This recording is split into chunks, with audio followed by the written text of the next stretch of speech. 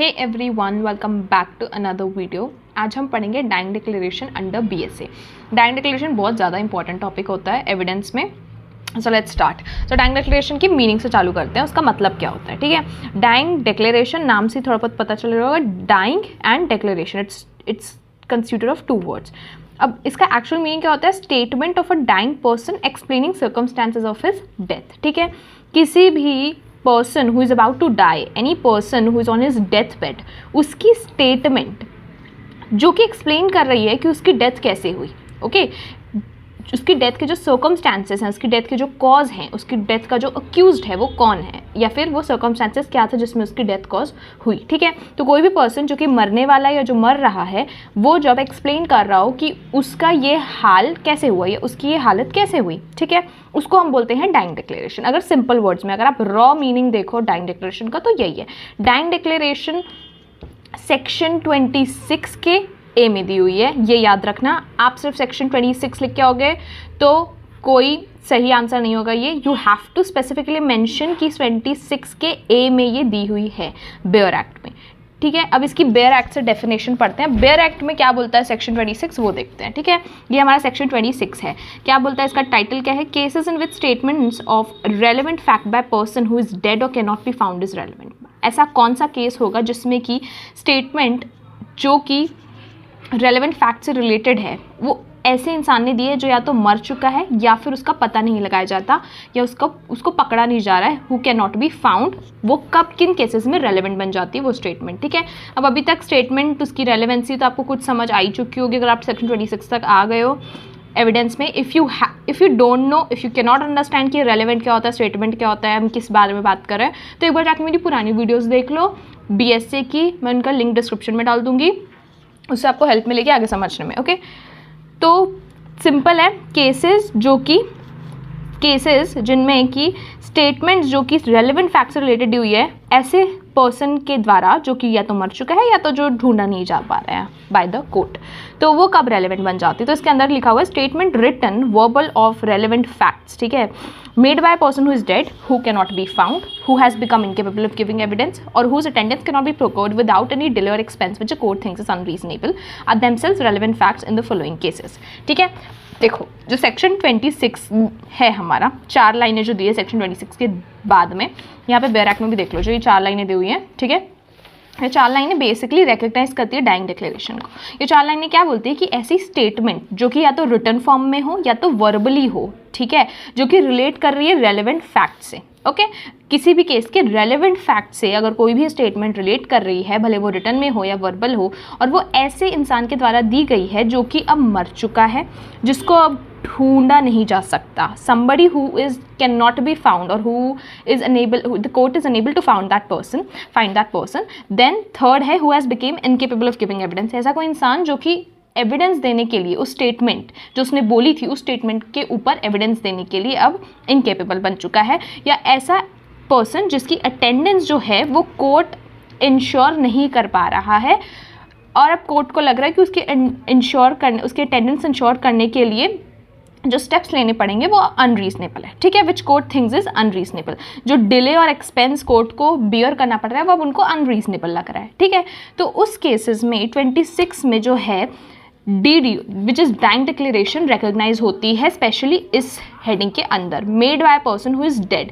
अब स्टेटमेंट सिर्फ मेड करने से, अगर वो स्टेटमेंट रेलेवेंट फैक्ट से रिलेटेड है किसी भी केस के, स्टेटमेंट सिर्फ बोल देने से जो है उसको कोर्ट कंसिडर नहीं करेगा। आपको अगर कोई पर्सन कोई स्टेटमेंट बोलता है केस से रिलेटेड तो उसको कोर्ट में आके प्रूफ करना पड़ेगा विद एविडेंस। ठीक है, आप कोई भी अगर स्टेटमेंट बोल रहे हो जो कि केस से रिलेटेड है, जो कि केस से रेलेवेंट है, आपको सिर्फ बोलने से कुछ नहीं होगा, बट उसको आपको कोर्ट में आके उस पर्सन को उसको एग्जामिन किया जाता है।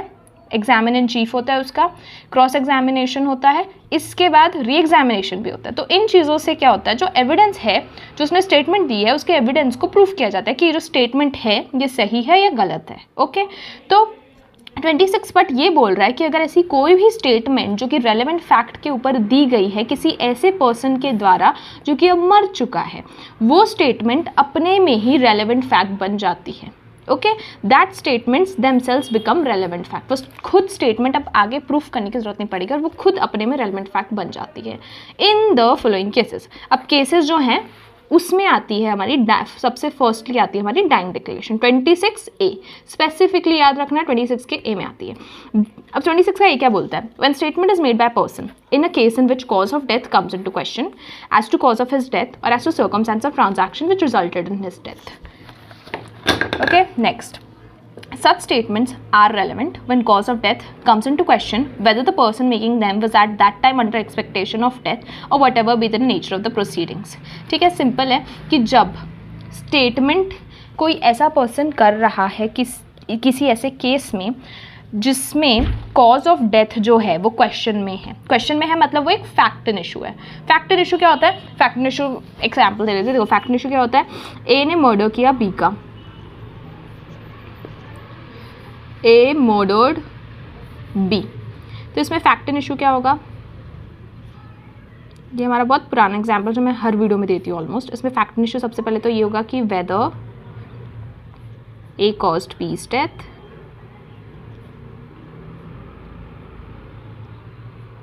दूसरा है as intention to cause as intention to murder B.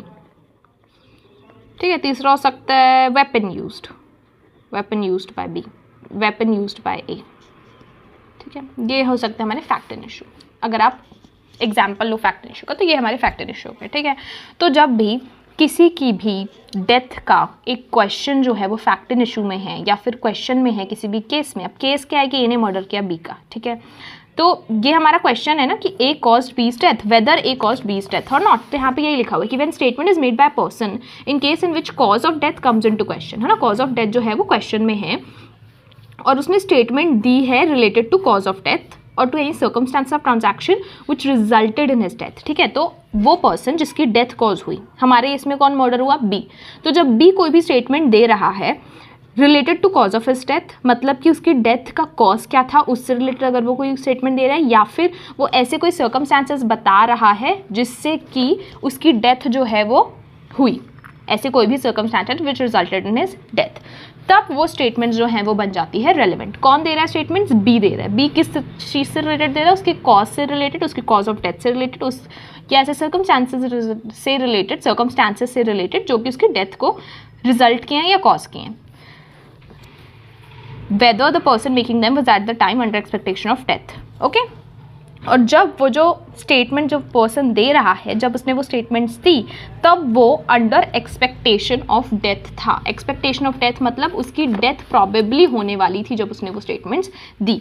What ever may be the nature of proceedings in which the cause of death comes into question. Okay, whatever may be the nature of proceedings in which cause of death comes into question. So that is our main 26 का ए यही बोलता है कि nature of proceedings कोई भी हो जिसमें कि उसका डेथ कॉज का क्वेश्चन में आया है, वो प्रोसीडिंग्स का नेचर कुछ भी हो सकता है। बेसिकली सिंपल है, कोई भी स्टेटमेंट जब it's made by a person in a case, ऐसे केस में जिस केस में उसका कॉज ऑफ डेथ क्वेश्चन में है और जब वो स्टेटमेंट उसकी कॉज ऑफ डेथ से रिलेट करती है या उन सर्कमस्टेंस से रिलेट करती है जो कि उसकी कॉज ऑफ डेथ को रिजल्ट किया है, तो वो स्टेटमेंट बन जाती है रेलेवेंट। ठीक है, कौन सी स्टेटमेंट? रेलेवेंट। अब ये जो लाइन है ना, सच स्टेटमेंट्स आर रेलेवेंट, ये जो है एस्टैब्लिश करती है डाइंग डिक्लेरेशन को, ये स्टेटमेंट। ओके, ये 26A का जो हमारा पूरा पैराग्राफ दिया हुआ है, इसमें ये पर्टिकुलर स्टेटमेंट की वो स्टेटमेंट्स पर रेलेवेंट बन जाती है जो उसने उस टाइम दी थी जब he was under expectation of death. ठीक है, तो 26A summarises what and how dying declaration becomes relevant. ये था हमारा 26A। और 26A के बाद हम लोग पढ़ते हैं definitions of dying declaration, meaning उसका और प्रिंसिपल जिस पर dying declaration बेस्ड है। अब चालू करते हैं मीनिंग ऑफ dying declaration से। मीनिंग मैंने आपको स्टार्टिंग में ही समझाया था, it means statement of a person who has died explaining the circumstances of his death. Simple है, स्टेटमेंट डाइंग पर्सन की हु हैज़ डाइड और a person who is dying, ऐसे पर्सन की स्टेटमेंट जो कि एक्सप्लेन कर रही हो सर्कमस्टेंसेस जिसकी वजह से उसकी डेथ हुई. Okay, next, such a statement can be proved when it's made by a person as to the cause of his death or as to circumstances of transaction which resulted in this, in its death. ऐसी statement जो है वो हम तब prove कर सकते हैं जब वो death या फिर वो डाइंग पर्सन जो है, डेड पर्सन या वो डाइंग पर्सन जो है, वो उस स्टेटमेंट से अपनी डेथ का कॉज बता रहा हो या उस स्टेटमेंट से ऐसे सर्कमस्टांसेस बता रहा हो जिसकी वजह से उसकी डेथ हुई. Okay, then we have principle. अब आ जाते हैं प्रिंसिपल में. किस प्रिंसिपल में डाइंग डिक्लेरेशन बेस्ड है? The ground of admission of a dying declaration are necessity. First is necessity. For the victim being generally the only principal eyewitness to the crime, the exclusion of his statement might defeat the ends of justice. कई बार होता ये है, जो victim है, जिसकी death हुई है या जिसने जो है सफ़र किया है, वही पर्सन जो है हमारा प्रिंसिपल आई विटनेस होता है उस क्राइम का. तो इस कंडीशंस में जब हमारा कोई भी प्रिंसिपल आई विटनेस नहीं है और कोई भी एविडेंस नहीं है जो इतना स्ट्रॉन्ग हो कि उससे अक्यूज्ड का जो है कन्विक्शन हो सके, तब ज़रूरी बन जाता है डाइंग डिक्लेरेशन को कंसिडर करना. विक्टिम की डाइंग डिक्लेरेशन, जिसने मरते हुए ये बात बताई है कि इसने मेरी डेथ कॉज की है, इसने इस तरीके से मुझे मारा, तो वो जब स्टेटमेंट कंसिडर की जाती है, so that ensures that justice is met. Okay, the ends of justice is met. ये पहले आ जाती है हमारी नेसेसिटी, बिकॉज कई बार victim is the only principal eye witness जिसने कि क्राइम विटनेस किया, और अगर उसकी स्टेटमेंट नहीं कंसिडर की जाएगी तो हम अक्यूज्ड के against without reasonable doubt crime को प्रूव नहीं कर पाएंगे. तो इसलिए डाइंग डिक्लेरेशन जो है वो ज़रूरी बन जाती है इस केस में कंसिडर करना. दूसरा है sense of impending death which creates a sanction equal to obligation of an oath. Generally morally ये समझा जाता है कि कोई भी person who is on his death bed और अ डाइंग पर्सन कभी भी झूठ नहीं बोलेगा, या a person who is going to die, वो पर्सन जो है वो एक ऐसा ड्यूटी जो है, duty of saying the truth, वो उससे कभी भी अपने आप को पीछे नहीं हटेगा, and he will tell the truth when he is about to die. तो जो सेंस है उसकी डेथ का, that he is going to die, उससे एक ऑब्लिगेशन, एक ड्यूटी बन जाती है उस पर्सन की टू टेल द ट्रुथ. तो उस प्रिंसिपल के बेसिस पे भी जो है डाइंग डिक्लेरेशन को as a very strong evidence accept किया जाता है. Okay, so this was the two principles on which are dying declaration का whole concept is based on. Now we have some case law. पहला case law है Sharda versus state of Rajasthan.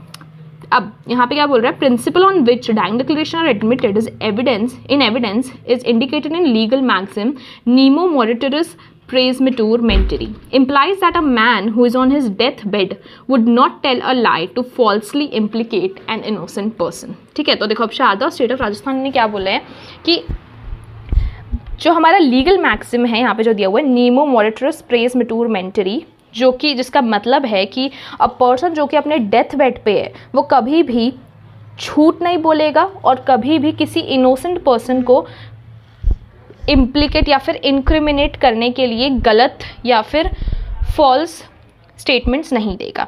ये legal maxim के ऊपर ही हमारी डाइंग डिक्लेरेशन बेस्ड है according to Sharda versus state of Rajasthan. Okay, क्या है लीगल मैक्सिम याद कर लेना क्योंकि आप आंसर में डाल सकते हो और ये बहुत अच्छा रहेगा. Legal maxims are very strong pointers, तो आप इसको डालोगे तो अच्छा लगेगा. तो लीगल मैक्सिम है हमारा नीमो मोरिटोरिस प्रेसमेटूर मेंटरी, जिसका मतलब होता है कि man who is on his death bed would not tell a lie to falsely implicate an innocent person. Okay, अब हमारा नेक्स्ट टॉपिक जो है वो है नीड फॉर कोरोबोरेशन. कोरोबोरेशन क्या मतलब होता है? Supportive evidence. कोरोबोरेशन का मतलब होता है supportive evidence. Okay, need for corroboration मतलब क्या डाइंग डिक्लेरेशन को किसी भी एक्स्ट्रा सपोर्टिव एविडेंस की ज़रूरत है अक्यूज्ड को कन्विक्ट करने के लिए या नहीं है. ठीक है, अगर हमको प्रूव करना है कि अक्यूज ने ही क्राइम किया है तो क्या डाइंग डिक्लेरेशन के अलावा हमें और सपोर्टिव एविडेंस की ज़रूरत पड़ेगी कि नहीं पड़ेगी. ये हम दो केस लॉ देखते हैं. उसमें पहला है Kushal Rao versus state of Bombay, जिसमें बोला गया था कि where dying declaration is believe to be true, consistent and coherent, it can be relied upon for conviction even if there is no corroboration. ठीक है, बहुत क्लियरली बोला गया और इससे हमको ये भी पता चलता है कि dying declaration as an evidence बहुत स्ट्रॉन्ग एविडेंस होता है, क्योंकि अब डाइंग डिक्लेरेशन अगर सच है और वो कंसिस्टेंट है, कंसिस्टेंट मतलब वो कंटिन्यूसली सेम चीज़ बोल रही है, उसमें कोई भी अनरीजनेबली या डाउट नहीं है, अनरीजनेबलनेस या डाउट नहीं है, तो डाइंग डिक्लेरेशन सोलली जो है कन्विक्शन करवा सकती है अक्यूज्ड का। सोलली मतलब उसके अलावा कोई भी सपोर्टिव एविडेंस या कोई भी यहाँ पे लिखा हुआ है नो कोरोबोरेशन इज नीडेड, कोई भी कोरोबोरेशन ज़रूरत नहीं पड़ेगी। अगर हम कुशल राव की जो जजमेंट है उसमें से देखें तो कुशल राव का केस में यही बोल रहे हैं कि हमको एक्स्ट्रा एविडेंस या सपोर्टिव एविडेंस की जरूरत नहीं पड़ेगी अगर डाइंग डिक्लेरेशन ट्रू है तो इट्स वेरी स्ट्रॉन्ग एविडेंस। दूसरा एक और केस है जो कि है Lalubhai Devchand Shah versus state of Gujarat 1972। A married woman was burned to death by her in-laws. Her dying declaration was accepted and conviction was based solely on that. It was held that if truthfulness of dying declaration accepted, it can always form the basis of conviction of the accused. Simple है। इसमें भी यही बोला गया था कि जो dying declaration है उसके ऊपर ही, उसके बेस पर ही कन्विक्शन कर दिया गया और अक्यूज्ड को जो है गिल्टी मान लिया गया बाय द कोर्ट, क्योंकि वो बहुत ज़्यादा ट्रूथफुल थी डाइंग डिक्लेरेशन। और अगर उसकी ट्रूथफुलनेस एक्सेप्टेड हो जाती है, कोर्ट को लगता है कि कोई डाउट नहीं है कि ये डाइंग डिक्लेरेशन गलत हो, तो डाइंग डिक्लेरेशन को हमेशा हम अक्यूज्ड को कन्विक्ट करने के लिए कंसिडर कर सकते हैं। Okay, then we have essential conditions for applicability of dying declaration. ये भी पढ़ लेते हैं, ये भी एक सब टॉपिक है डाइंग डिक्लेरेशन की। डाइंग डिक्लेरेशन की एसेंशियल कंडीशंस क्या है फॉर इट्स एप्लीकेबिलिटी। तो पहली है to whom statement is made and its form. Statement का जो फॉर्म है वो क्या होना चाहिए और स्टेटमेंट किसको दी जानी चाहिए। Okay, a statement dying declaration could be made to any person, doctor, magistrate, friend, near relative, police officer. However, a statement recorded by a magistrate or doctor is considered more reliable than recorded by a close relative of police officer and is not. अब dying declaration जो है ऐसा ज़रूरी तो नहीं हर बार किसी reliable source को ही दी जाए। जो आदमी का भी मर रहा होगा तो वो सामने वाला जो भी उसको सामने दिखेगा उसको वो अपनी डाइंग डिक्लेरेशन दे सकता है। बट अगर एक डाइंग डिक्लेरेशन मैजिस्ट्रेट या किसी डॉक्टर को दी गई है या फिर उनके द्वारा रिकॉर्ड की गई है तो वो डाइंग डिक्लेरेशन जो है उसको ज़्यादा रिलायबल, उसको ज़्यादा स्ट्रॉन्ग सोर्स माना जाता है, ना कि किसी पुलिस ऑफिसर या किसी क्लोज रिलेटिव या किसी फ्रेंड को दी गई हो उससे। ओके, सो दिस वाज कि उसका जो है स्टेटमेंट दी किसको जानी चाहिए। दूसरा है उसका फॉर्म क्या होना चाहिए, रिटन, ओरल, डॉक्यूमेंट्री या क्या होना चाहिए। तो यहाँ पे लिखा है no particular form of recording a statement as prescribe. Statement could be oral, written और इवन वर्बल और जेस्चर्स। इसके साथ एक केस भी है, केस का नाम है queen empress versus Abdullah, where the throat of a diseased girl was cut and she being unable to speak indicated the name of the accused by signs of her hand was held to be a relevant dying declaration. Okay, queen empress versus Abdullah में एक लड़की का जो है गला काट दिया गया था। Okay, it was slit, it was cut and उसकी वजह से वो बोल नहीं पा रही थी। उसने इशारों से और अपने जेस्चर्स से अक्यूज का जो नाम है वो बताया, तो उसकी डाइंग डिक्लेरेशन को भी कंसिडर करके रिलायबल मान के, रेलेवेंट मान के जो है कन्विक्शन उस डाइंग डिक्लेरेशन पे दे दिया गया था। ओके, सो डाइंग डिक्लेरेशन को कोई पर्टिकुलर फॉर्म नहीं है कि वो ओरल होनी चाहिए, रिटन होनी चाहिए, वो किसी भी वे में होनी चाहिए। That is important. Then we have the person making the statement must die. Now this is very important essential condition. जो पर्सन स्टेटमेंट दे रहा है उसका मरना ज़रूरी है, तभी उस स्टेटमेंट को हम डाइंग डिक्लेरेशन बोलेंगे। ठीक है, नाम ही हमारा डाइंग डिक्लेरेशन है, द पर्सन मस्ट डाई, तभी उसकी स्टेटमेंट 26 के अंडर, 26A के अंडर जो है वो रेलेवेंट बनेगी। अगर वो जिंदा बच गया तो आप उसको डाइंग डिक्लेरेशन कंसिडर नहीं कर सकते उस स्टेटमेंट को। The death need to occur immediately, need not to occur immediately after making the statement, however the death must occur. If person making dying declaration have chances to live, his statement is inadmissible as a dying declaration, but it might be relied under section 157 to corroborate his testimony when examined. Okay, तो जो person है उसकी death ज़रूरी नहीं कि immediately हो, but उसकी death होना ज़रूरी है। ओके, अगर वो नहीं मरता है तो उसकी स्टेटमेंट को हम फर्दर एग्जामिन कर सकते हैं और उसकी statement as a supportive evidence act कर सकती है। बट अगर पर्सन नहीं मरा तो उसकी स्टेटमेंट को हम डाइंग डिक्लेरेशन कंसिडर नहीं करेंगे। थर्ड एसेंशियल है कि statement must relate to cause of his death और circumstance of transaction which resulted in his death. जो हमने 26 के ए में भी पढ़ा है कि जो स्टेटमेंट है वो बताना क्या चाहिए उसको, कॉज ऑफ डेथ या circumstances which resulted in death. अगर स्टेटमेंट किसी और चीज़ के बारे में होगी, किसी भी और चीज़ के बारे में, तो वो स्टेटमेंट को हम डाइंग डिक्लेरेशन कंसिडर नहीं करेंगे। वो statement must always tell the cause of the death और circumstances which resulted in his death. इसका केस लॉ एक और है, Ratan Gond versus state of Bihar 1958। If statement is made by deceased does not relate to his death but to death of another person, then it's not relevant. Okay, मतलब अगर कोई मरने वाला इंसान अपनी डेथ के अलावा किसी और की डेथ के बारे में स्टेटमेंट देता है तो उस स्टेटमेंट को हम रेलिवेंट नहीं मानेंगे, क्योंकि डाइंग डिक्लेरेशन उसकी खुद की डेथ की कॉज के ऊपर होनी चाहिए, ना कि किसी और की, या फिर किसी और चीज़ से रिलेटेड होनी चाहिए। It must be related to the cause of his own death.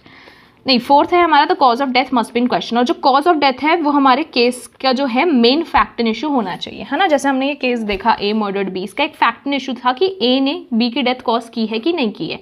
तो ये जो है ना, ये फैक्ट एंड इशू में होना चाहिए, क्वेश्चन में होना चाहिए। अगर ये चीज़ क्वेश्चन में नहीं है और आप उसके फिर भी आपने कोई स्टेटमेंट दी है, किसी भी पर्सन ने डाइंग डिक्लेरेशन दी है, तो वो डाइंग डिक्लेरेशन रेलिवेंट नहीं होगी, बिकॉज वो कभी क्वेश्चन में था ही नहीं केस में। ओके, इसका जो केस लॉ, इसका नाम है धनु Singh versus emperor. A group committed डकैती in a village. One of the member of group was seriously wounded.